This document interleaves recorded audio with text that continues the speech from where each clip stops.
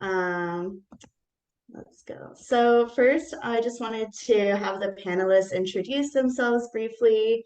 Then I'll talk about kind of the basics of what the fellowship is, go a little bit over the application components, and then we'll just have an open question and answer with the panelists. So today we have three panelists. If you could just tell us your name, what grad school program you're in, and what you applied the fellowship for, and your year if you're still in the program. Maybe mention some other fellowships you may have won, and then if you could also give us a fun fact about yourselves. So we can start with Vaibhav. Hey everyone, thanks for having me, Amanda. My name is Vaibhav. I'm a third-year MD PhD student in the Harvard MIT MD PhD program. I'm originally from South Carolina. I do like chemistry/physics of protein folding and evolution. I'm a 2018 Goldwater Scholar, and other fellowships I've done are like the Marshall Scholarship and the Hertz Foundation Fellowship. And as of right now, I guess like this is my first year of the Soros Fellowship, so 2023. Anything I'm missing, I guess? A fun fact. A fun fact, yeah, I guess my like favorite thing to do is I play music, I'm a jazz pianist and composer, and always looking for people in the Boston area to play jazz with. So if you're around, hit me up. Thank you.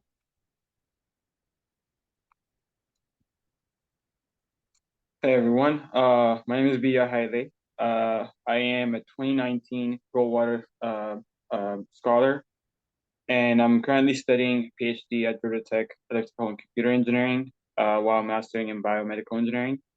I won the PD Soros Fellowship in 2021 and used it to help me cover like the financials for my PhD program.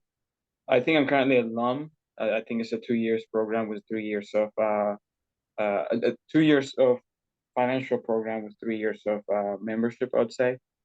I'm also an NSF graduate fellow, which I'm currently on, but finishing up my PhD in electrical and computer engineering. And fun fact, I run a lot, I would say. Cool. Thank you so much. Stephen? I'm Stephen. I'm currently incoming second year in Stanford's MD PhD program. I think I recognize someone who's an incoming first year in the participants, kind of a roster here, but I'll say hi to you at some point. I also did Marshall, but was not in Vaibhav's year. I am a PD Soros Fellow in his cohort though, so 2023 best cohort. What is it? Fun fact. I have a scar like right here that's not too visible, but if you look at my picture, you might be able to see it actually. And that's from Las Vegas. And I keep it as that because whatever happens in Vegas stays in Vegas. Guess it didn't really stay in Vegas that time, but This is actually a really stupid story, but if anyone's curious, I'll tell you. Well, thank you so much, guys, for introducing yourselves. Now I'm just going to talk a little bit about what the fellowship is. So it was established in 1997 by Hungarian immigrants, Paul and Daisy Soros. It can be up to $90,000. Yes, 90,000. That goes towards your tuition or your stipend, and it's exclusively for immigrants and children of immigrants who are pursuing graduate school. They receive over 1,800 applications per year with 30 fellowships awarded, so it's very competitive, but don't let that steer you away. And then some of the main things they're looking for are creativity, originality, and initiative. And it's awarded to individuals in all kinds of fields. So today our panelists, they're all in STEM fields, but there's also careers in like law, policy, the government, the arts, so it kind of supports almost every field. So I included this map because I think it's pretty cool. The green little dots, I guess, are the countries that individuals emigrated from, or like their parents immigrated from, and the blue is where they immigrated to in the US. So I think if I remember the numbers correctly, currently the fellowship is supporting individuals that have immigrated from over 90 different countries. So it's really cool to see the diversity. And then I just included some notable fellows as well to see kind of what they're doing now, a couple of decades later after they've won their fellowship. So we have Vivek Murthy, the US Surgeon General, Fei Li, she's an AI scientist at Stanford and was the head of Google Cloud, I think, for a while. Pardis Saveti is a computational biologist at Harvard and MIT. And then Julissa was, or she is US ambassador to Spain, and she was the chief of staff to Jill Biden. So kind of all kinds of fields. There's even like poets and other artists.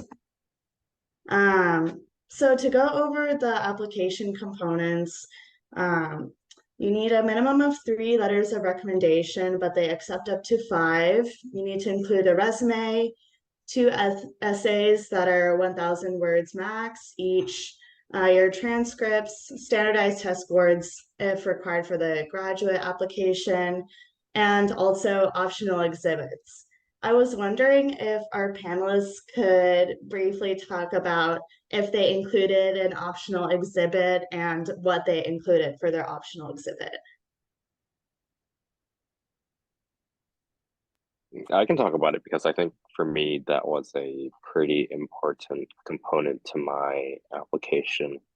I think I have a very strong interest in storytelling, be it through many other forms, like writing, photography, and all that. And I included basically just a portfolio of my work there. So that was kind of artistically what I did. But for many people in, I guess, research-oriented science, etc., it makes a lot of sense to use that space to basically list out your publications and basically in abstract format, like this is what I did here and this is what I did in this publication or whatever.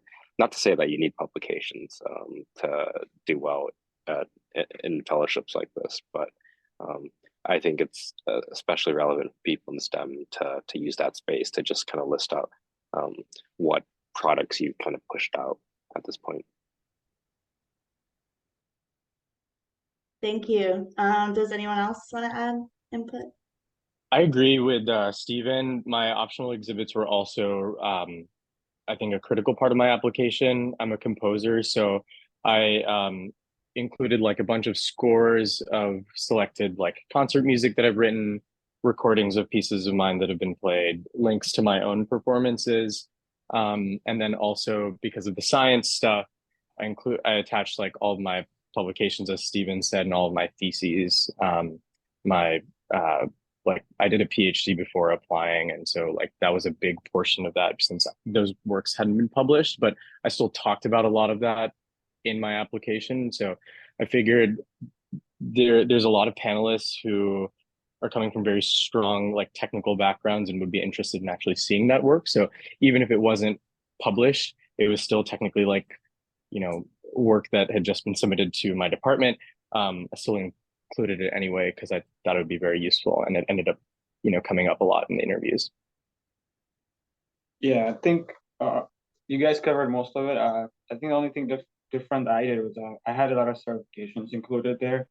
I had well, I have a private pilot license, and I had that, but I have a lot of discussion on how I got on the essay part. So it's kind of like a closure of, you know, completion of you know, something that I pursued, and it showcases that in a very, you know, short form, I would say.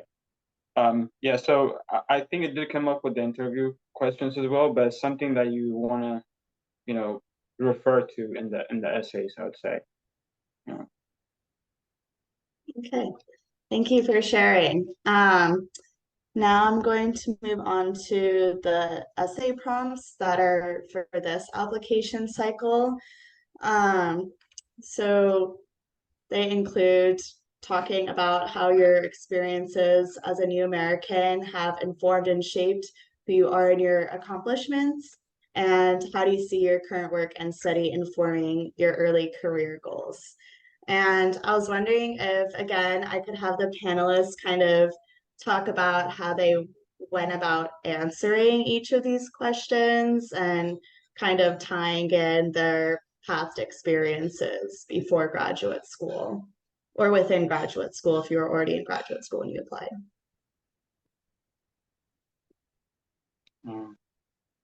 So I applied before I was in graduate school. I was a bachelor's student at the time.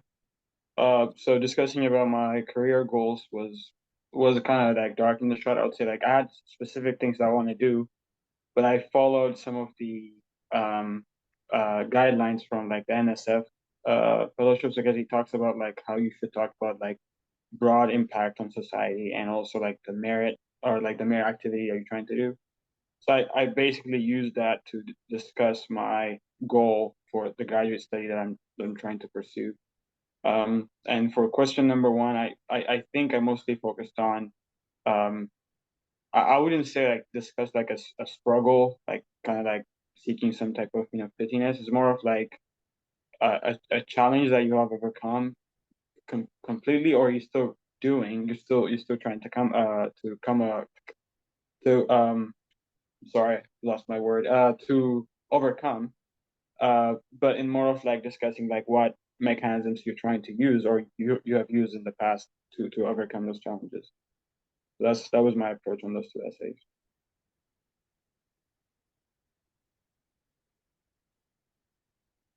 Thanks for sharing. For me, the first essay, since I'm a child of immigrants and I was born and raised in the US, I decided to use that essay to focus on things that weren't part of my like primary career trajectory that are still very, very essential to who I am and relate that back to sort of my experiences as a new American and how I interact with my culture and people in my cultural community. So for me, that meant like talking about my life as a musician and how that was like critically influenced by like interacting with the Indian community where I grew up. Um, and then, so I guess it was, for me, it was less about like overcoming an obstacle, but rather just like explaining like this critical part of who I am. And the second one, um, I had already started in the MD PhD program. I applied in like the second year of med school, but it was before starting PhD, which I'm about to start now. So it was kind of like tracing, like, how did I get to this point and like what I want to do um, in the next few years and in the long term as well. But like, as far as like specific graduate program in schools, I guess the difference there was that most of that was already set. And it was more like explaining retroactively, like why I made the decisions when I did.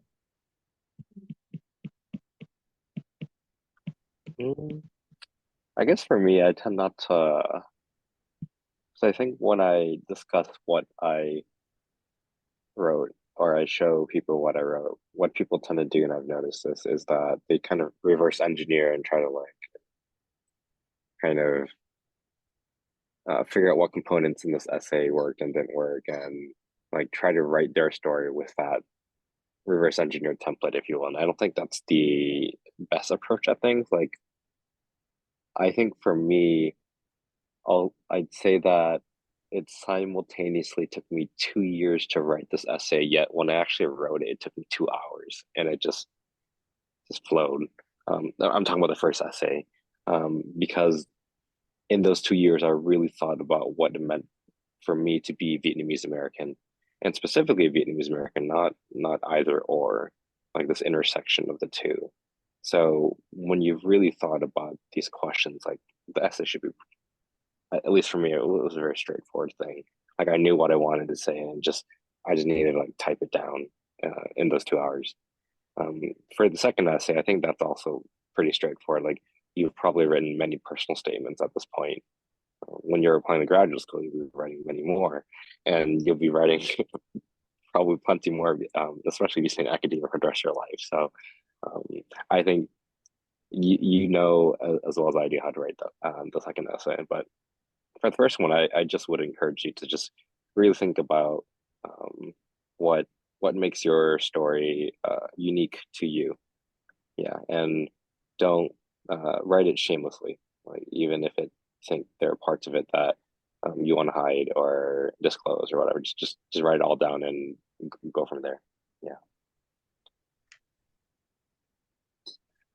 Kind of from that, like, how would you recommend starting now? Like, let's say you're an undergrad or like you're just applying to grad schools or something, like having that kind of constant reflection that you said you had over the past couple of years. Like, would you do reflection actively or I don't know.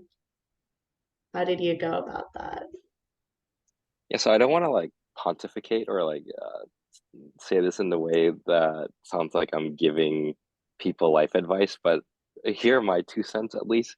I think that throughout your entire life, you've been kind of taught to think like all these like second, third order terms that right now it actually should not matter to you at all. Like, you're taught, okay, well, if you have a house, you gotta have a second, third floor, and this is what it looks like. So that, that's your career. And when you write your personal statements, I want to be this person that solves this disease, or I want to be this person that invents whatever.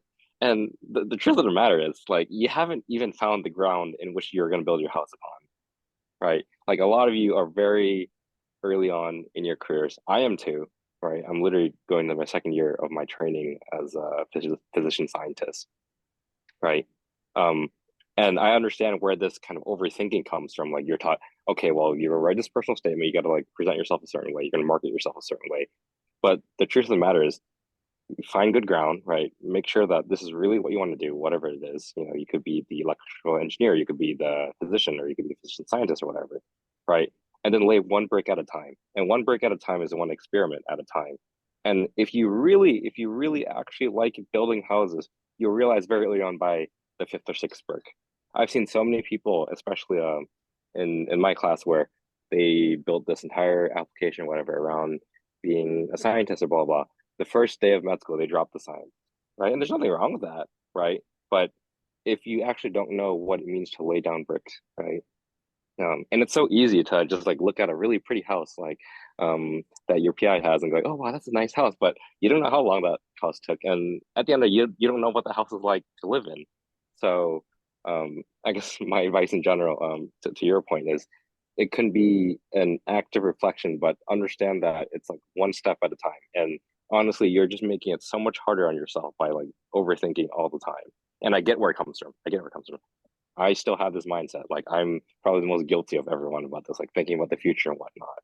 But life is much more straightforward. Just lay down one brick at a time and enjoy that process. Yeah, well, thank you for sharing that. I think that's a good way to approach these questions and reflect on your life in general. So, thank you.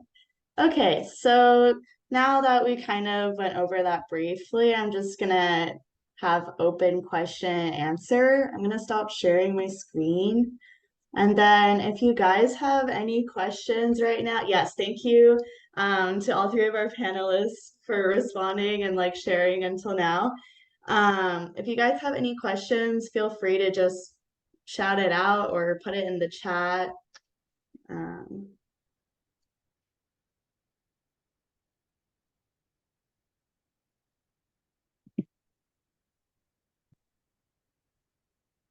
Okay, I'll start out with a question. So how did you guys decide to apply to this fellowship in the first place?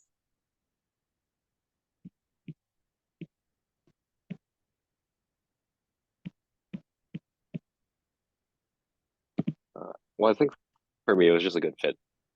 This should be the case when you apply to anything in your life, be it grad school programs or fellowships or whatever.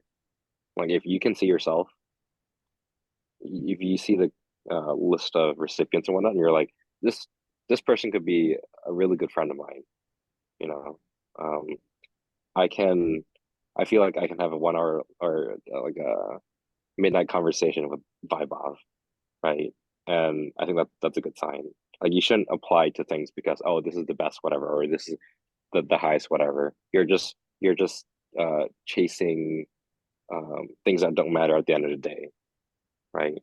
Um, for me, like Soros to me was like this community that really spoke to me, which is why like I actually didn't apply until I think after I started MD PhD, and I realized that, oh, you know, this would be a cool thing. Yeah, actually, I really agree with Stephen on this because I heard about the fellowship through friends and eventually heard from professors or like, you know, maybe some older folks who were maybe several years out of the fellowship about how tight in particular this community is. Um, and I was really, I mean, I guess pleasantly surprised by that because people in the PD Soros community apparently like really stay in touch and like support each other and like stay friends for decades, which I thought was very cool. So that made it certainly like a very attractive community to want to be a part of. Obviously, there's a lot of like programs where people are doing cool things, but in particular, like also the diversity of perspectives. I feel like I've already gotten from just like meeting people in my cohort. Diversity of things that people do, their backgrounds was really neat. Figured it would be worth a shot. Um, there's a few questions in the chat. I think kind of piggyback, like I guess I can tag the answer to the second question there. Do you recommend applying as a senior in undergrad or waiting till grad school? I think that kind of goes hand in hand with this question. I waited based on when I thought my application would be most ready, and when I could see myself like being the best fit in this community. We can elaborate on that later, but Yeah, I also agree with that. Even if you're undergrad trying to apply this program, I think if you don't feel like you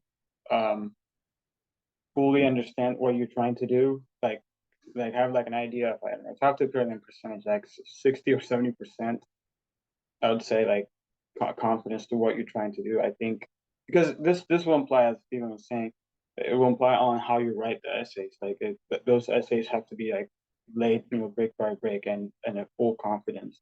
So if you don't have or possess that, it would be very difficult to even make the combination. And honestly, like if you're looking for, money wise, this is fellowship is kind of like mid compared to like the other fellowships or programs. You mean you can put more work on that. This is more about like the connection in the community itself, and I would even say the prestige. I feel like I have higher prestige by just being at PD Soros and the people I met throughout the program, people that I never thought I would meet. So yeah, that's what I'm just answering for the undergrad part. I applied as undergrad, but I think my confidence was very high because I already met my professor that I was trying to do graduate studies with. I have I think 3 or 4 publications that as an exhibition, and I'm going towards to that field. It was very convincing for me to apply for it. But I think if I lacked I would say like which university I'm trying to go or like what I'm trying to study, I would wait to clear that out because it would be very helpful for myself to be convinced to sell myself. Yeah. Okay, thank you for sharing. Maybe we can have Charlene ask their question really quick. Hello, thank you guys so much for your time and for all the helpful advice. I have a couple questions and you can just stop me if I have like 3, so if it's too much, okay. So first thing is I looked on the website and I see like a lot of the students go to like big institutions, and I'm wondering if you guys can talk about, have you seen like other students selected that perhaps don't go to like a Stanford, a Harvard, and go to a smaller like state school, if someone can speak on that. Yeah, there's okay, you can go ahead. No, I was about to say yes, there's some, but I didn't see it in my field, so I was about to say it was mostly the fine arts students, I think. I wasn't sure, but you may add points on that. Yeah, I think they actively encourage applicants to apply from, I guess, in this fellowship, underrepresented institutions. In fact, if you look at all their online information sessions they have on their website, they'll remind you of that. The whole thing is just kind of I think, self-selection process. And if someone in your school gets it, and this is a self-selected group of individuals, then you're more likely to apply for it, and blah blah blah blah, right? And it just kind of, and that's the manifestation of what has happened. But I think they for sure very much encourage you to apply if you don't go to the Ivy Leagues or whatever. And in fact, the person who one of the directors of the fellowship told me that she wished that I spent the money going and on like pursuing an MFA in Iowa instead, but here I am at Stanford MD PhD. And so don't let that be a reason that you don't apply. Like, definitely for sure, no matter where you're doing your graduate school training. Yeah. I actually want to answer some of the chat questions, three of them that are kind of related. So yeah, okay, I think Amanda has one. You can apply twice. I can apply as many, multiple times. For the interview processes after the application process, I think they select like 70 people first, and interviews for those 70 people. I forgot if they increase or decrease that number. And recommendation, I think it has to be specific to the fellowship. This is just in general for any type of fellowship that you apply. It'd be very weird if it's too general, and I feel like they will know that. They will know that if it's general. And I think additional comment I'll give on the recommendation is it's usually helpful if you can get the recommenders from the programs that you mentioned in your essay, that you were, I don't know, like rockstar in. Like, let's say you said you've done a lot of community service at this specific program, and you have a recommender, the director of that program. That would be very ideal. Like, now you spoke on behalf of yourself, and somebody's speaking on behalf of you on that specific things you listed on the essay. So that's like one of the key things I do for any fellowship, actually, and it helped a lot on the PD Soros. Yeah, I mean, you guys can add, Stephen. Those are all great points. Yeah, and I totally agree with those. Just do a couple more of the chat questions. Nafisa asked, do you believe your other fellowships helped you get the Soros Fellowship? I had a mentor tell me, like a faculty member, like many years ago, like sophomore year of college, that if you think about it, a lot of these fellowships are in some way looking at your CV and what you've done, and they've seen sometimes like demonstrated like people who have gotten Goldwater many of them have done good PhDs. And so when you're applying to STEM PhD programs, they'll be like, oh, we have a Goldwater Scholar here. Like, let's think about that a little bit more. I mean, it can happen explicitly, it can happen implicitly. Sometimes it really doesn't matter. So that's kind of a tough question to ask, or a tough question to answer. But presumably, yes, like things do build on each other. I think it also comes with sort of like the caveat that you also need to like do something with whatever fellowship that you do have, right? Like, if you receive funding to do X, and then a couple of years later you're applying to Y, then Y will want to see what you did given the funding from X. I think we talked a little bit about applying in undergrad versus waiting till grad school. What criteria are you looking for in applicants? What demonstrated history or soft rates do they like to see in potential fellows? So a good starting point is the criteria page on their website. And also looking through the bios of a lot of fellows. So since 1998 onwards, there's biographies for every single winner. And as kind of Stephen said, like, check out the bios and see if you think you would fit into that community. I think that's like a helpful exercise to do to sort of start thinking about that question. But maybe I'll let others dive into it. Sure. And I guess I can just go back to my house metaphor also, because I think so. That question is a good one and um, uh, well intentioned and very thoughtful of you. It's also a question that I've noticed for some people who ask this, um, it it's not the right reason to ask this. And this is what I mean. So some people like will ask, what do these fellowships or this specific fellowship, what is it looking for?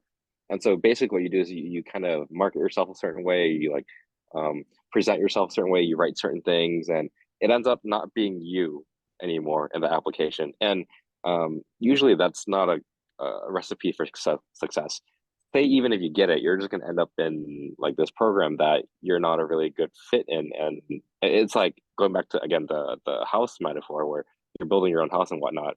Like, you know, like I might want a house like on the beach side, right? But another person might want to live in Manhattan. And those are two completely different lifestyles, right? And you shouldn't tell yourself, oh, I want to live in Manhattan because, you know, it's a cool and shiny thing. No, like pursue your dreams, dude. Just if you want to live like out in a farm, you know, and tend the land, like do that, you know? Same thing with applying to things. Like if one house might be for you, another might be not for you. And so what I always people do when they're applying to whatever is write from your heart, right? Write who you are. And that tends to go pretty well. For example, when I applied to something and didn't get it, I just tell myself, oh, I wasn't a good fit, right? And I think that's a much better mentality than, oh, you know, like I'm gonna like I don't know, put on a mask, blah blah blah, so that I can get this fellowship because of that's you're just going to be unhappy for the rest of your life if you keep on doing this and recycling. You know, just do what you want to do, right? And if it so happens that there are a lot of people who are like-minded and want to do what you want to do also and support you, then that's fantastic, right? And trust me, you guys are researchers. You're going to be in STEM. You're going to have plenty of people like that. It doesn't have to be from this one fellowship. It's a great, fantastic, and amazing opportunity, but it doesn't have to be this fellowship. It can be your advisor. It can be your friends. It can be your family. It can be so many people. I was wondering if you guys could also talk a little bit more about like what you've gained from the fellowship after winning it. So you talked about community a bit. I think there's like an annual meeting that you attend, and then there's the PDSFA. Could you talk about that a little bit more? Yeah, so the annual meeting is just a fall conference. It's a conference to meet with some selected fellows from different years, but mostly it's just your year and the year before you. So like for me, it was like 2020, I'm 2021, so I met 2022 people. And then later I met 2021 and 2022. So like it's only 2 years I interact with these two groups, the ones before me and after. That's the program. But the alum community, the PDSFA, I don't know how to pronounce the. It was just I think almost like an inventory where you can access to different people from the PD Soros and discuss. And they also have a lot of uh, town hall meetings that they sent out from the PD Soros community who's doing like some amazing thing at that given month. Kind of like makes a talk on what they're doing, and it is a lot more interactive than I anticipated. I have other fellowships, and comparing it to other fellowships, it's way more interactive and way more long lasting, I would say. I'm working with, so I'm in Atlanta, so I'm actively working with two of them that is related to my research. I mean, they're in their advanced stage. I mean, they're in the medical device industry, so they're kind of guiding me on how I should go about on my research adhering to the industry. And I feel like those type of connections are just that they don't just come by. It's very difficult to have a true um, a true like mentor who can tell you like what you're trying to do. I mean, there might be other avenues. It's just this. I find this to be more comfortable, and that's the biggest advantage of staying in the community. I think I want the fellowship for the community more than the money, and I'm happy for that. Yeah, we haven't had our 2023 fall conference yet, but I'm still shocked at how much the community has already been helpful to me and like in terms of like meeting people and making new friends and stuff. Like almost immediately after the announcement went out, started getting emails from like former fellows who were just like excited to connect over some shared interests or something like that, including like there was this one professor who's a composer whose work I had been following, whose music I'd been following since high school. And he reached out and he's like a professor out in California. And I was going out to where he's at for a different, totally unrelated conference. And we just ended up meeting up over coffee and had this amazing chat. And I was like, oh my gosh, like I've been a huge fan of your music for so long. And now he's like proposed a collaboration for like a few months in the future. And for our conference the annual conference this October, like the director of the fellowship, like helped me connect with other like another music fellow from a few years ago, and like at the conference itself we'll be like performing in a jazz quartet together, and it's just been so awesome, like making these new connections and like colleagues and friends. And even like in the Boston area, there's like events that happen every month or two, like dinners that we're grabbing. I've already made some new friends from that, even though like I haven't started receiving funding from the fellowship yet and the conference hasn't happened yet. So like the community is already like showing how awesome it is. Yeah, just to make a little bit of a joke, I mean, within the community, the people in the music and the poets have much more intense communication than the rest of us. Just to let you know that that's coming from a special place. Because I've heard like my cohort's winners were already like so connected. When we showed up, I was shocked how much I didn't even know they were my cohort, because they were like so friendly with the other cohort people that were there. So just letting you know now, or you get yourself what you're getting yourself into, you know. You just agree on all fronts. It's all like those little connections that are really that really make it something special. Thank you for sharing. That sounds really awesome. I am going to ask Charlene's question from the chat. So, I think your programs are basically covered in terms of tuition, right? And because, or, No, yeah, so like how do you receive compensation from the award then? yeah, I think it's two part. It's like 20,000 and below. They only cover half of your tuition and half of your student fee. And you get paid 25K per year of those 2 years of your time. So that's separate from the tuition and the fee. And they would not pay health insurance fee. So they take that out all the way. They still working on to make a deal with schools, like how NSF has deals with schools. Like basically NSF also gives you like around 12,000 per school, and the rest has to be covered by the school.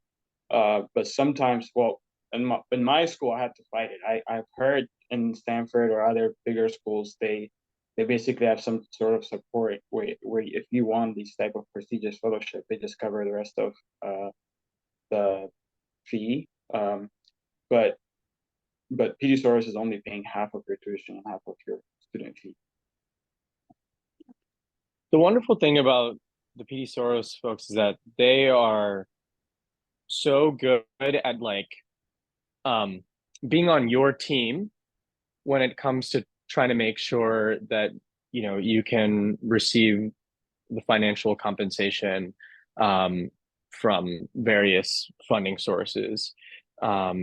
So let's say you're applying to PhD programs. Typically, your university or department often offers like a year in STEM PhD programs, or maybe 4 or 5 years in other PhD programs. of funding, you may have other fellowships as well. And the PD Soros folks have been really terrific about trying to coordinate between all the parties to ensure that you're fairly compensated. So, to answer the question directly, yes, you're very much still eligible. How it actually affects what you end up getting at the end of the day totally depends on the program. And PD Soros does have a cap. I think it's usually like 50K per year. But then, there's other little caveats and things that other funding sources might have that might influence the way all that works. The great thing is they literally sit down with you on a Zoom call or something, like an Excel spreadsheet, and go through like every option for funding to try to make sure that all the funding sources are fairly contributing to your stipend or your expenses, your tuition.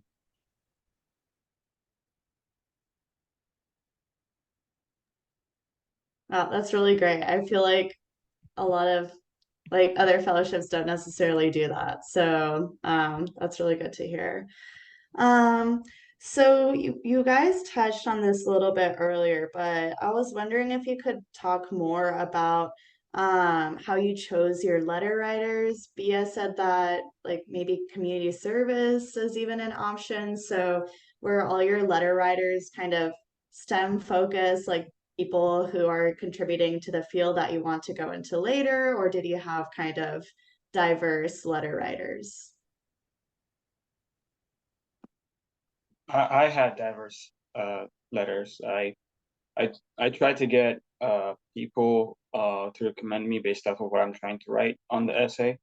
It's just my general rule is usually like you want somebody that truly helped you achieve those things that you're talking about in your essay to also write on behalf of you. So I had like my undergrad PI from some of the research I did, my community service directors, I think two of them, and a professor that shows like my academic excellence, like in one specific class that I didn't have to mention it, but just to showcase that how serious I take like some classes and get like one academic perspective, I would say. And last one is just like some extracurricular activity I did, which is flying, which is written by my instructor. So I'm more fan of that, but some people also argue about being more specific. So either way will be fine, but that was my approach to this fellowship.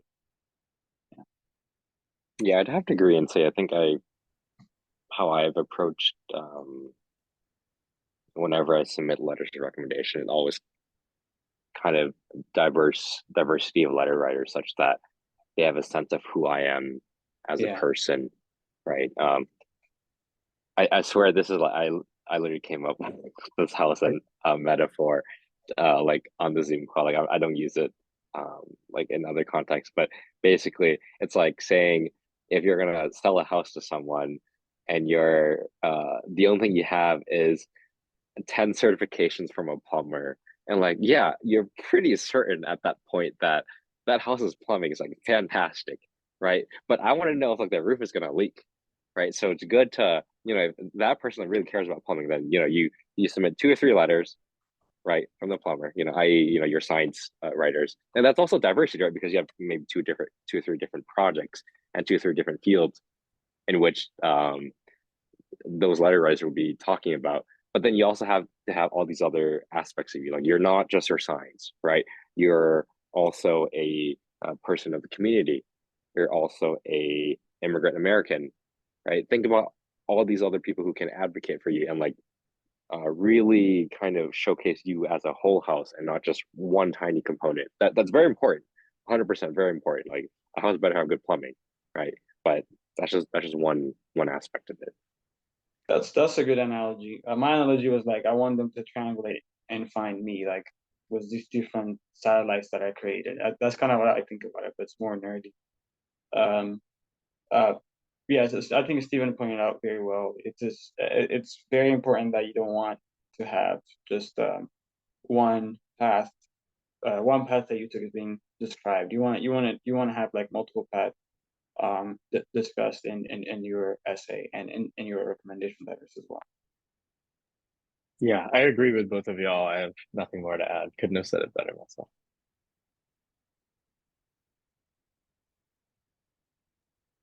Yay. Okay, thank you. Does anyone else have questions to ask right now? Any more questions in the chat?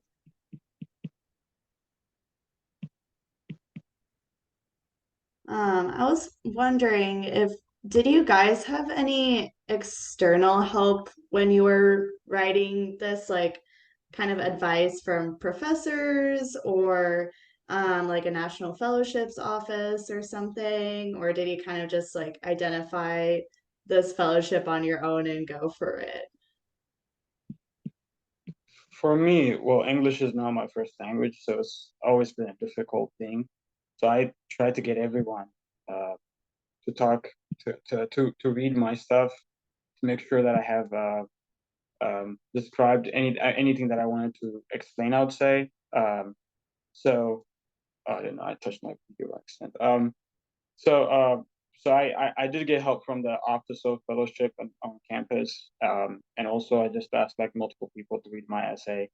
I actually have some discussions because like I just straight up just ask them the questions and tell them what I said and what they think of that. So it helped a lot. But my case might be different because the language is not my first language, so it's a whole new difficulty.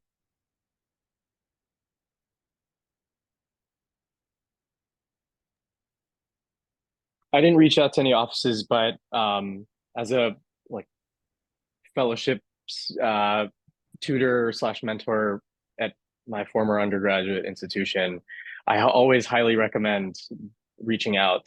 And it's sort of a balance between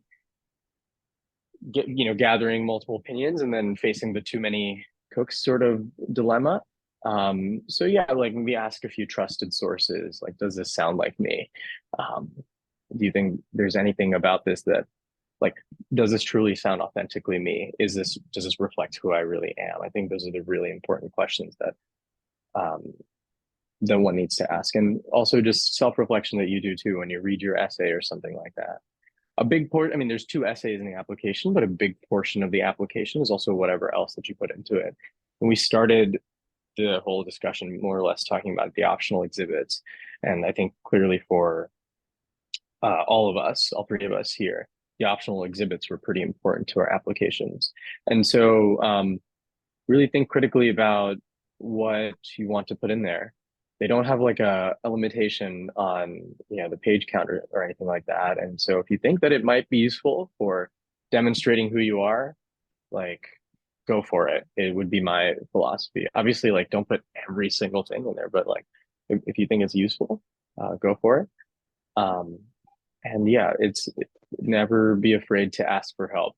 All of your universities should offer resources, and if not, I think as Amanda mentioned, there are external resources outside of university that can also be there to help you. Yeah, just agree with Vaibhav on that. I think for me, I had at where I did my undergrad, there's a distinguished fellowships advising office. So if your undergrad has that, definitely reach out to them. They're more than happy to help you.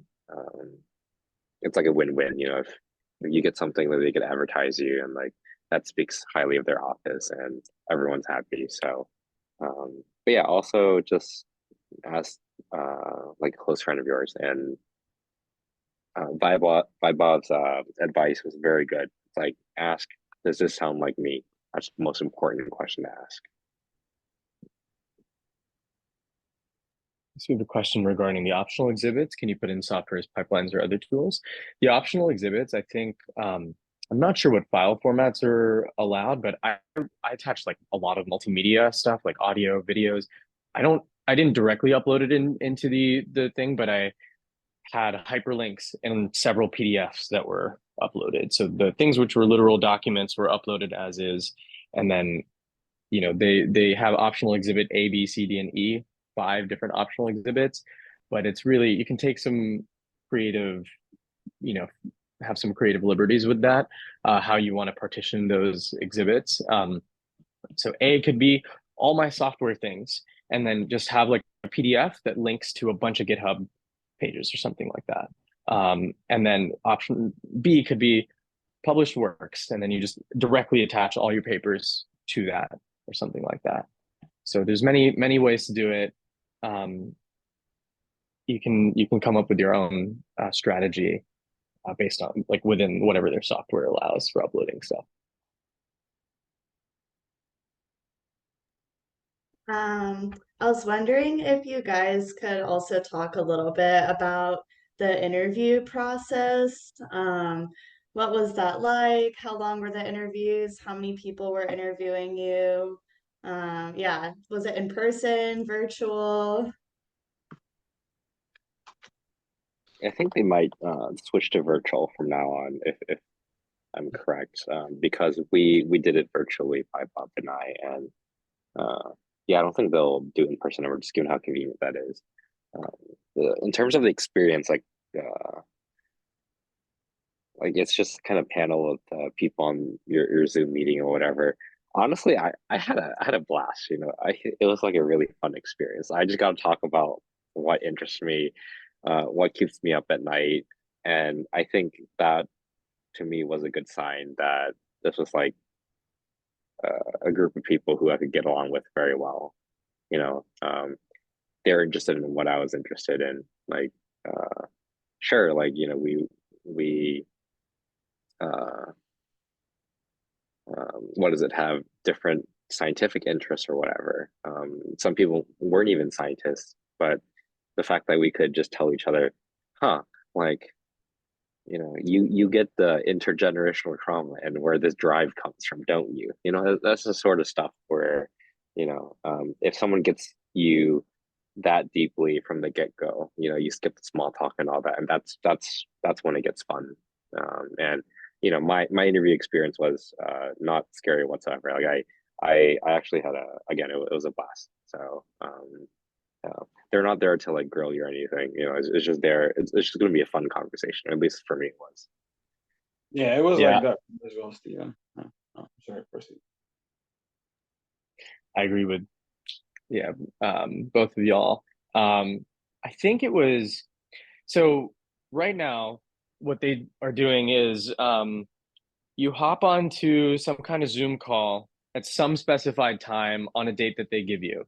And they hold interviews, I think, across the course of 2 weeks. So about 1,900 to 2,000 people applied last year. 77 or something like that were selected for interviews, and they ended up picking 35 from the interviewees.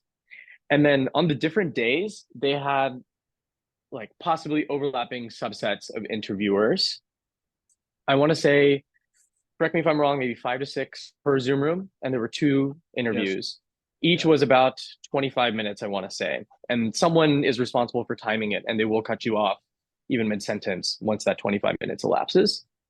You enter some kind of Zoom waiting room, and you're in there with a few other applicants who are also waiting to like enter their Zoom room. So there's like a breakout room A and breakout room B where the interviews are taking place, and there's like the lobby and like the main session, and you're just vibing and chatting with the other applicants and with a couple of the PD Soros like core staff members, and chatting about like whatever. And it's actually very relaxing and relieving to actually just kind of be yourself and like just get to know people. It's supposed to be very chill in that sense, and I think it's reminiscent of what they used to do, which was like literally have people in a lobby or a waiting room back when the interviews were in person, according to what I heard from my friends.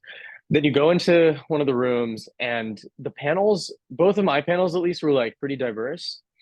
There are like world experts in your field and in many other fields who show up for this. Like, and for me also, like the other, like Stephen, Biya, like truly some of the most enjoyable, fun interviews I've ever had. Like it was very, very enjoyable of an experience, like overwhelmingly positive, I felt. And they do ask a lot of range of questions too, but yeah. Yeah, to just add like the technical part, I mean, I think the first meeting was more of like interpersonal questions. They just read your essay and ask you about it as if, they're just checking if you are what you're saying on the essay. Like I think the first group of panelists is just going through the essay, asking you aspect of things to just explain more. And they just kind of get distracted with that, and you end up talking one aspect like for a long hour if they're interested enough. And then the second set is just more interested on the merit or maybe like the second essay part of it, but they ask you like actual goals or ambitions. But in a more relaxed setting. It's not like let's do some algebra or let's do some calculus and find out if you know what you're talking about. It's not like that. And my favorite part was the lobby as well. Yeah. Okay, thank you for sharing. I have one question. So you said that the interviewers were like world-class scientists, experts. Were they all like past PD Soros recipients or okay. So they're just like people that they bring in for the interviews. Yeah, I don't even Yeah, know and they're how not they just kind of scientists get them. either. Yeah, they're just like random people who are just like, oh, like, they worked at the WHO and were a director or something. And it's Yeah. like, why are they here? And just like a huge honor to just